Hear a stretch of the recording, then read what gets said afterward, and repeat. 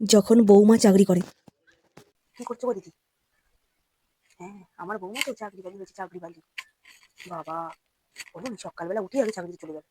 কে খেলো না খেলো দেখার নাম নেই। হুঁ, এই শাশুড়িটা আছে বলে, এই বুড়ি শাশুড়িটা আছে বলে সারা ঘরের কাজকর্ম করছে। দুদিন পর বাচ্চা কাচ্চা হলে কি হবে? সে আমাকেই সামলাতে হবে।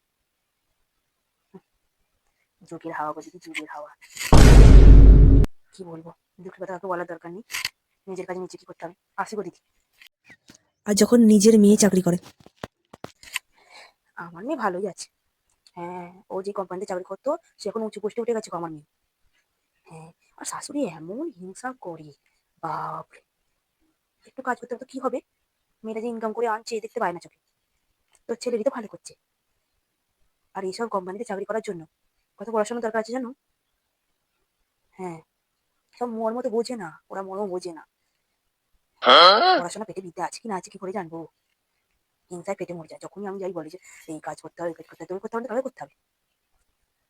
দুদিন পর বাচ্চা কাচ্চা হলে আমি আনবো নি বাবা, ওই সামলাবে, শাশুড়ি সামলাবে। এখন নিয়ে আছে, এখন করবি তো কবে করবি? ও আমার জামাইকে ইনকাম করে, আমার মেয়ে তার 4 ডবল ইনকাম করে। বড় বড় কথা বললে তার হয়নি। বাচ্চা কাচ্চা হলে টাকা দিয়ে আয়া রেখে দেবে।